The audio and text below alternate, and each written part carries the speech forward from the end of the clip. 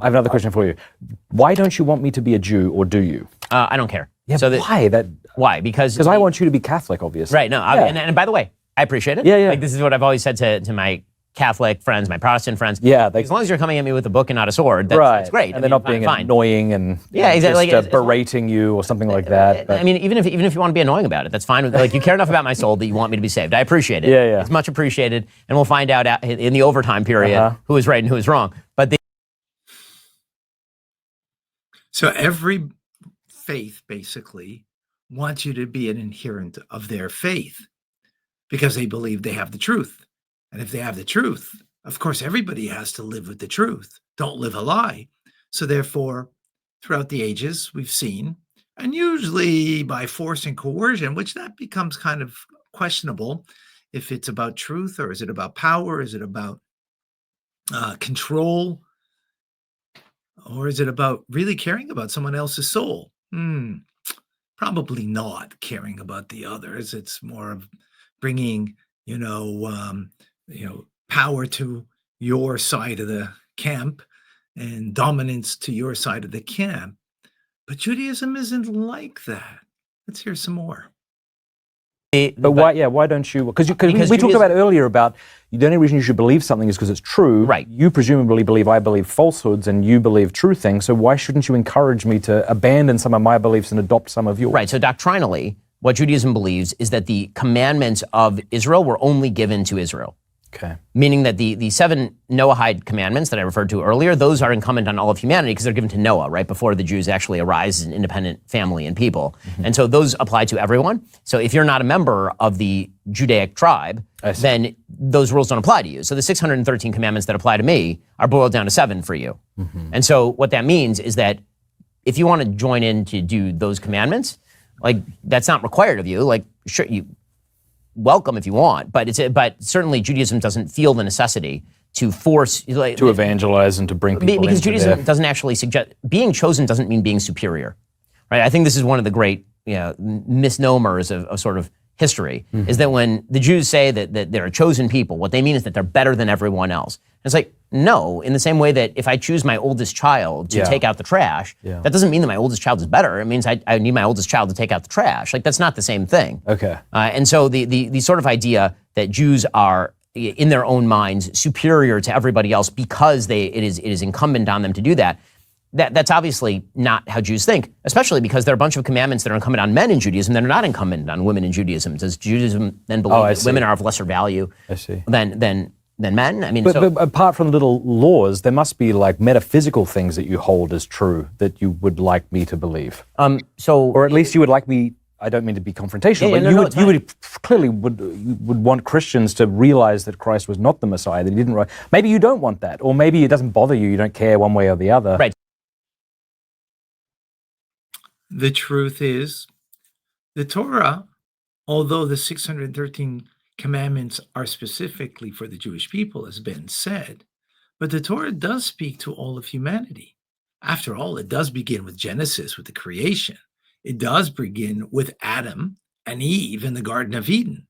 And as he mentioned, the 7 Noahide laws with Noah that predates Abraham, the first Jew, and Jewish family, and then Jewish peoplehood and Jewish nation.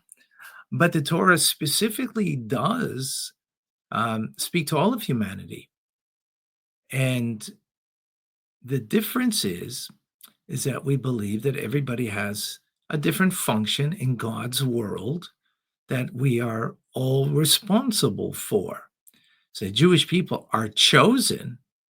They're chosen to be the ones responsible for all of humanity, to bring the word of God to all of humanity, that Noahide, 7 Noahide laws, as the Torah dictates, has to be kept by all. Not to believe in idolatry, not to murder, not to steal, not to have the inappropriate relations, sexual relations, courts of justice, not to have cruelty to animals, and blasphemy against God. Now, there's many offshoots and many other things that come together with that. But those are the 7 basic universal laws for all of humanity based on the Torah. So the Torah does speak to everyone in the moral code, but doesn't say you got to be like me in order to be saved, in order to be good in the eyes of God. Let's hear more on that. So the way, but like when I look at Mormons, you know, I'm like, Right. look, I love you, and this isn't a criticism on you directly, but Joseph Smith was not a prophet. My Muslim friend, I love you, but like Muhammad was a liar or a lunatic. Maybe he was possessed, but he wasn't Right. wasn't a prophet. right. So I have to say that in love, and so I would wonder, and maybe it's just that you have a public platform, and so you don't want to get into that to offend people unnecessarily, but in it really person. isn't that. I mean, Okay. the Jewish doctrine is that as long as you believe in God, as long as, I mean, the actual seven commandments to non-Jews are believe in God, no eating the flesh of living animals, actually one of them. You have to establish courts of law, no murder, no sexual sins, no idolatry, and I believe no stealing. It's like seven of the 10 of the Big 10, right? Yeah. Like we don't actually believe that non-Jews are even bound by the 10 commandments, right? They're bound by the 7 commandments in Judaism. Hey. So it like boils even further down. So how you believe in God is of little consequence to me, so long as you do believe in the monotheistic God. What if I believe in a God that lives on top of a mountain and whose name is Jeffrey? So if he doesn't, And I say, that's God, If he and I doesn't believe- fulfill the fundamental properties of God, then that doesn't count. Which would be what? So the fundamental properties of God would be that he's in charge of the universe, creator of the universe, Yeah. master of the divine law, Yeah. all-powerful, all-knowing, all-loving would probably be in that category. There's debate in sort of Jewish circles as to whether you have to believe that God gave the commandments at Sinai, whether that's a debate between a couple of major rabbis, Maimonides included, as to whether if you discover those 7 laws on your own, but you don't believe that they were given at Sinai, does that count? Right? So there is some doctrinal debate there, but in general, the basic idea that there is only one path to God in the same way that there is in Christianity. I see. That doesn't exist in the same way. What about like a Mormon who believed that God was once a man like we are? Like, would you go, okay, I'm not saying so you've this is- given much no, thought about this, but would that be a place where you'd be like, no, I need to evangelize you, or not that word, but I need you to come to believe in God so differently than you the- currently do? So the answer to me is I'm going to go with the I don't know answer. like pretty much everything. You both else in get Judaism, 3. There's like major debate on all of these things. And there's a debate for a long time in Judaism over whether, say, Trinitarianism is monotheism or if it's not monotheism. Right? Like that's Yeah. like that was a serious debate in Judaism. It's come down on the side of it's monotheism. Okay. Why? Because Because I want you to be Catholic, obviously. right. It doesn't exist in the same way. What about like a Mormon? So just to bring a little more clarity to that, the Trinity, if you believe in it literally, then it is idolatry because it's not one God. If you believe in it figuratively, then it's not idolatry because you believe in one God. God cannot be compartmentalized. There's a oneness of one God and not 3 gods or 3 parts to God. And that is would be the distinction. Is monotheism or if it's not monotheism. Right? Like that's Yeah. like that was a serious debate in Judaism. It's come down on the side of it's monotheism. Okay. So I wouldn't know the answer as far as, Mormon doctrine specifically. Let's put it this way. If you're talking about like paganism, Judaism would have a problem with paganism. So let's say that you believed that there were 100 gods and they all ruled over different aspects of humanity. Then Judaism would say that does not fulfill the 7. And if you were in dialogue with somebody like this, would you feel obligated to try to help divest them of that error so that they could be saved? Sure. I mean, so then I would feel obligated to actually, in the same way that if somebody believed that adultery was morally acceptable, I would feel the obligation to say, well, no, adultery is not morally acceptable, and it's better for you to not believe that. It's interesting. Would you feel that you have to change that person's mind about the belief of God in order that they should be saved? It says a lot. In other words,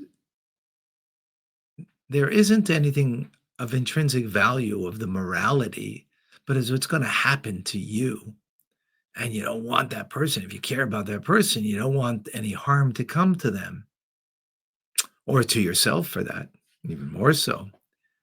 So, yes, we are obliged to bring to light what it means, a belief in God and commitment to God and to serve God.